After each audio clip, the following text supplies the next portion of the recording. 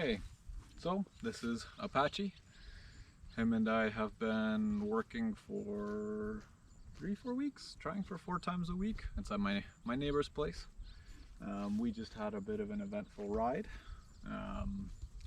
I did come off. I'll tell you a little bit about it here in just a little bit. So basically what happened with him is we are at the place where we're riding, and he's been fairly good on the sensitivity thing and not overreacting to stuff. But as you can see, we found a ticklish spot this week, and I found it with my leg when I was on, and that's at his side for some reason. And so what happened was he started bronching. So I'll try to turn him so you can see. Basically just following with my hand back to there, and there we got a spot where he thinks he's about to die. So under saddle he was bronching, and I came off the right side, did a bit of a 360 in the air and landed on my butt. Thankfully butt, not head.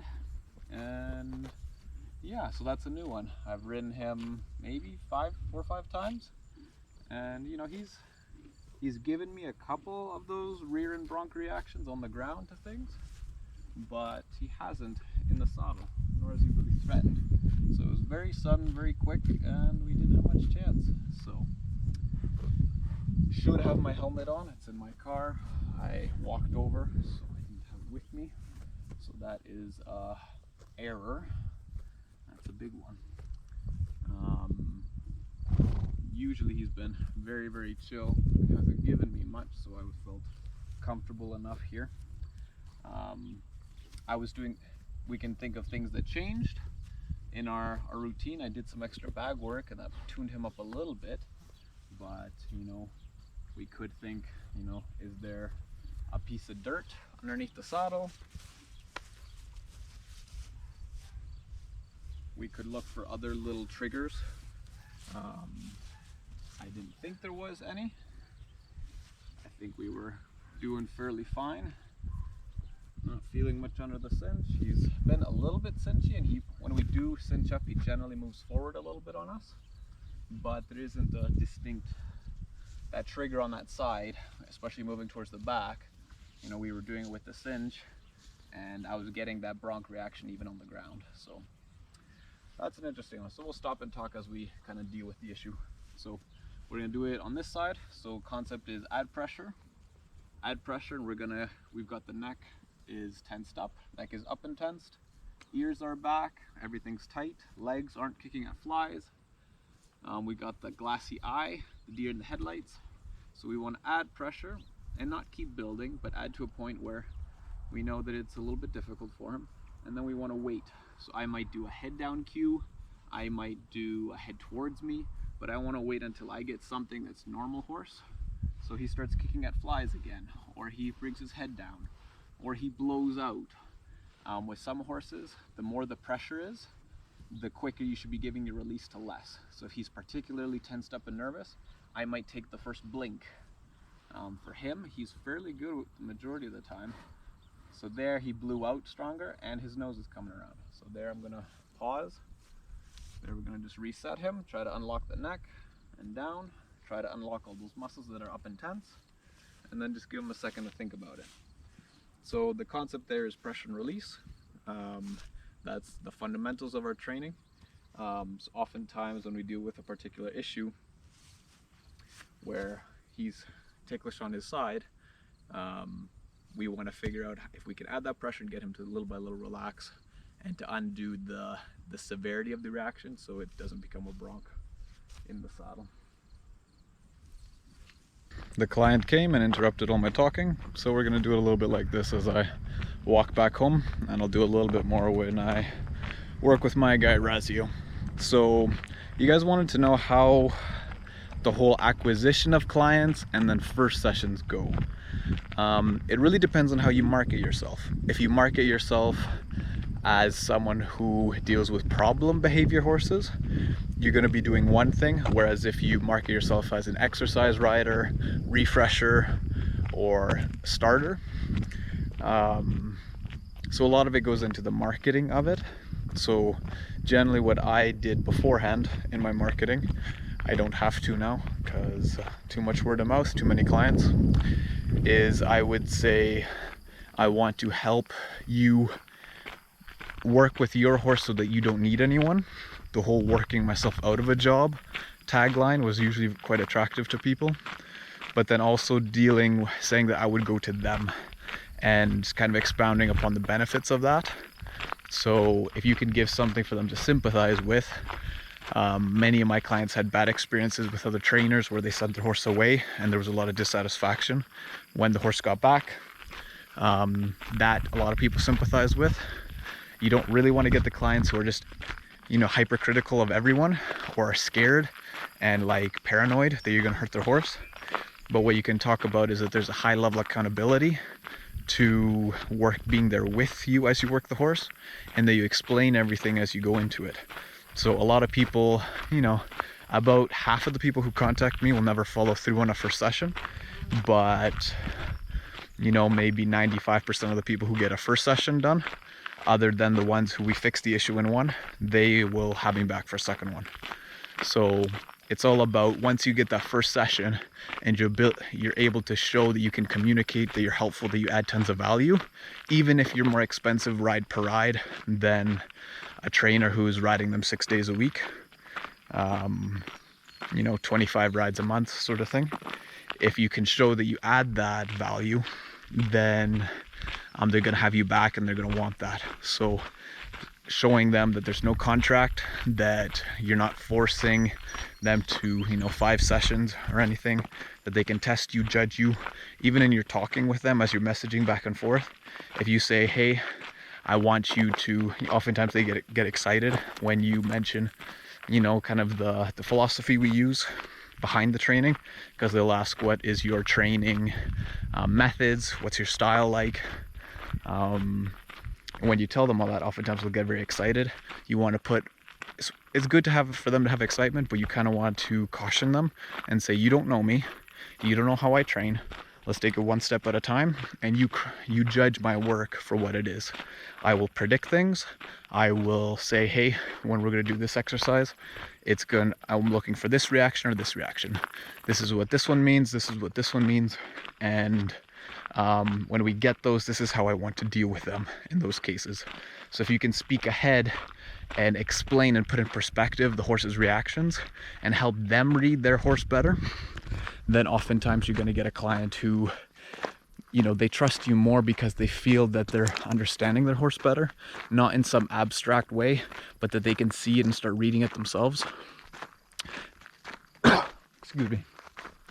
Especially when your timing shows that you get a certain reaction, a negative one at the start, right?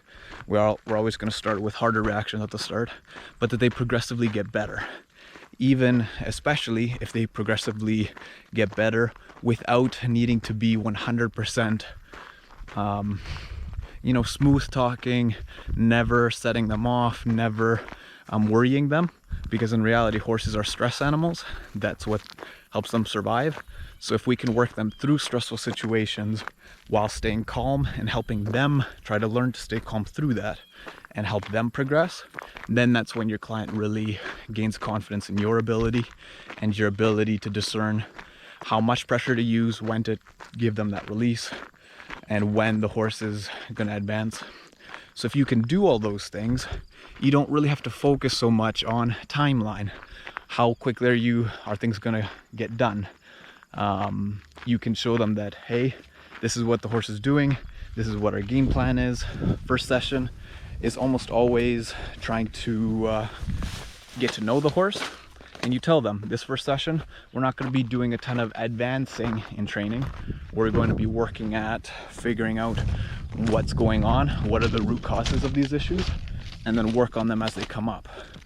So kind of how a first session would go, as we're talking, or as we've talked to the client, they've messaged us because our ad has piqued their interest, they're interested. So now that we have them interested, they message us, they might ask us our prices, we ask them where the location is, we say, hey, why don't we try it one session, sort of a thing. And when we get that one session, we want to be We want to go, show up on time, a little bit early. We stop, we chat with the client.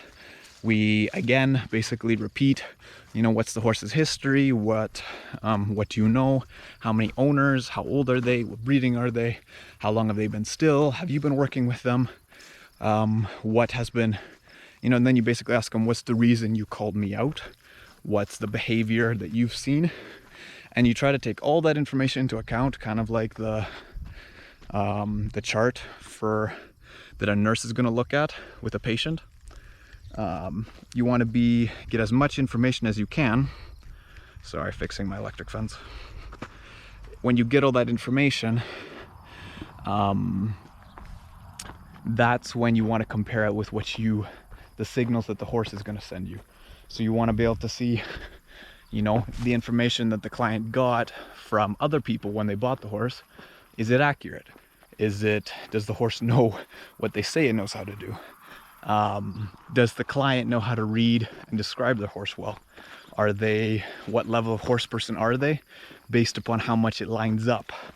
Because we never want to take for granted that they really know, because oftentimes people don't understand or people don't get it when they assume that they do.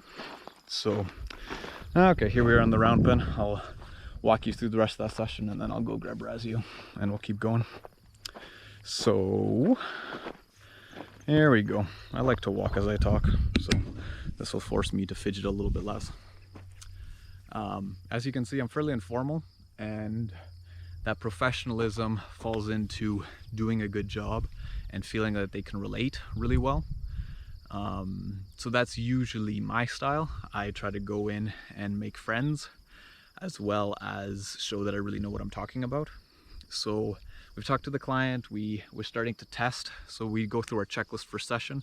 First session is if we have access to some area that we can free lunge, we're going to free lunge, we're going to walk them through looking for line and rhythm. Line and rhythm is looking for an even trot, even lope. You know, they start out panicked, they little by little progress to something with rhythm. They pick a line, hopefully in a round pen it's the outside line. We're going to keep walking because mosquitoes. As they pick a line, which is, you know, it might be a small circle, big circle, then we start managing rhythm. With managing rhythm, then we look for going walk, trot, lope, all our cues. How quickly do they cue? Do they panic in response to a cue? Do they lag behind and are they sluggish on them? And then we describe to the client how it starts with the first cue. It doesn't really matter. It's how they react and progress from there on out. So second cue, third cue of the same thing. So if we cue them to change directions, we want to see, are they starting to figure out what we're looking for? Are they starting to anticipate a little bit better and understand? Or are they, you know, so panicked and flying by the seat of their pants that they're not paying attention? So we're just looking for mind. So as we go from there, we go into disengage hindquarters in our groundwork. We do lateral stuff. We do forward backing up. We check our leading. We might wing the rope around and check our desensitizing a little bit. From there, we might grab the bag and stick and do some more desensitizing there. Then we might check the groundwork cues upon some stress. So we add the bag into the mix. We ask for a forward departing cue. So we put them on the fence, we stand beside them as if we're lunging, we ask them to go forward, stop, back up. Then from there we ride from the ground, or we do ground driving, and then from there we go to our riding. Riding, generally we start out bareback for me. We jump up, see what happens when we're stomach on, what sort of response do I get. And then from there, if we're not getting bolts, we're not getting big reactions, then we go to our riding. So that checklist is going to work for a horse that knows what it's talking about, and it's also going to work for a horse that doesn't have a ton, that's super green. And somewhere along there we're going to run into issues, and when we run into issues, we set up an exercise and we show them, hey, this is how we would work on this issue. We're not going to work on it super in depth because it's first session sort of thing. And because it's first session, we're just going to do a little bit of it, show some progress, and then we're going to move on to some other things. So when you do that first checklist and you get them realizing where the horse is at, you ask them, what are your goals for this horse? For the majority of your backyard clients, it's going to be safe trail horse that I want to, ride 2 or 3 times a week.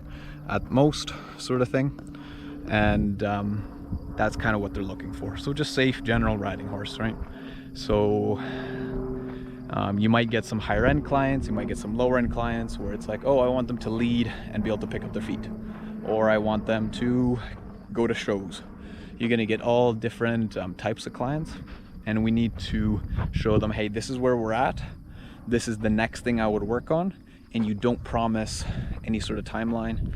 You say, you've seen what I do, you see where I would like to go next session, and you've seen the challenges I face and how I'm going to deal with them. And the horse tells us when we're ready to advance. So if we show them that checklist and how that checklist leads into the other one, and we can show them, hey, they're having issues in these areas, we need to work on these areas, we can't leave training holes. That's where they realize, okay, I want this person. They know, now they know some of the hard parts for my horse. I want to work on those with them. And, you know, the results are going to speak for themselves as far as time goes. So generally that's how the Manitoba horse community works. I've been in Ontario all of the winter and got some clients going there, starting fresh. So if you would join the Windsor Horse Spotters Facebook page and you just search Justin Reimer or King's Cavalry, within that group you could look at some posts that I did, you can look at how I commented and stuff like that. The big one is to find someone who will start giving your name out because you did a good job, or you know, you get a friend who recommended you, or that just said, hey, there's this person that goes out to farms, I don't know much about him, but here's his phone number. So when you get that opportunity, if that person is well connected and they're the sort that like to communicate with people, oftentimes if they hear it goes well for their other friend, they'll give out your name to other people when those issues come up. So it's more about networking within friend groups that you're looking for, and building that word of mouth reputation, and building it, you know, you don't really want to get into the big barns, because big barns, yes, there's lots of clients, but there's lots of egos and there's lots of competition. So we're trying to target the people who don't have access to a coach, don't have access to a trainer, don't want to take their horse somewhere, but they still want good quality training and help. So that's our target audience. And those are the sort of people who have good untapped communities. So they, you know, they have their group of friends that they go on trail rides with. They have their show buddies and sort of thing. They have their older ladies who they can't deal with the young horse anymore, even though they know what they're doing. There's lots of those types of clients going on. So here's Razio coming up. The other two guys are on the other side. Razio is Canadian warm blood. And now you're gonna walk away. Lovely. Look at you go. So I think that is enough for today. That should be somewhere around close to 20-minute video. You didn't get to see a ton of work. Stuff with Apache went well, got back on. The client's idea or thought was it might have been a bee sting or a bug while I was putting on some bit of leg. They got stung or something like that, added into it, because there was nothing under the saddle that provoked it. And yeah, I came off, but after working on it, he was fine. So Apache went well, did some walk trotting around, got paid, and so hey, he wants to go join friends. So off he goes. So next weekend I will video more, and I'll put it together quickly, try to upload it in time for you guys to see it. So give me more questions, if you can take notes as you watch, maybe I should have said that at the start, that's helpful. Notes to, you know, questions you have, things that you think you could do, things that you think you already understand, or questions you've got. So if we can go developing, so what we want to do is treat you guys like clients. So where are you at? What's your history? What things do you think you're doing well, right? All of those, let's find all the positives. Let's check those. Let's check those with getting to know each other, figure out, you know, how much reach, how much training do you guys have, and ability to communicate and all that. And then let's figure out where you want to get to. Where do you want to be in the next 2 years, per se? How much time do you have? let's try to figure out where we can get. So let's view this as first session. First session is figure out where we're at, figure out what our strengths are, what are our weaknesses, what areas we need to work on, and then let's put together a game plan to work on it together. And yeah, that should be fairly useful. And out of this, I should get a little more experience helping people with their business. And I'll get a little bit more online videography stuff done, which is one area that I'm weak. I'm weak in the getting stuff edited and posted and looking for quality. So hopefully you'll see the quality improve. I'm gonna just get these out quick for now because I am very, very busy right now. So yeah, hope you guys have a good week, and we'll probably try to add people to this group as we go along. So I've got another person to respond to that was asking for details. So if you both would like, and I'd really appreciate it, if you could figure out what within your budget, I don't know if you guys are working, doing other stuff, if you're at home, where you're at. But like I said in the last one, let's figure out what we can do for making this adding value to this for everyone. I want to offer help, but I also want you guys to be serious about it. And if you want this, if you want to go down this route or at least test it, let's make sure that we're taking it seriously. And just by a little bit of that, I'd say $10 a video. Not a video so much, but more the week. And within that week, I'll commit to getting that one video out, interacting throughout the week, and let's get phone calls going if we need to talk back and forth for me to get to know you guys, and then we can get into training stuff as well, all of that.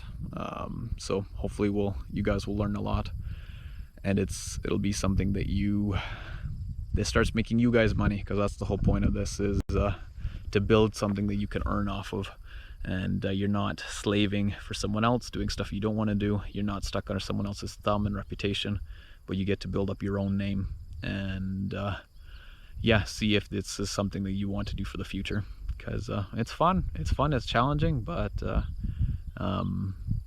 you can make a decent living off of it, and I think you can live off of it if you give it the time that it needs to get off the ground, which for me was 2 summers of working at it on the side, and then as I worked it on the side, I could go full time with it.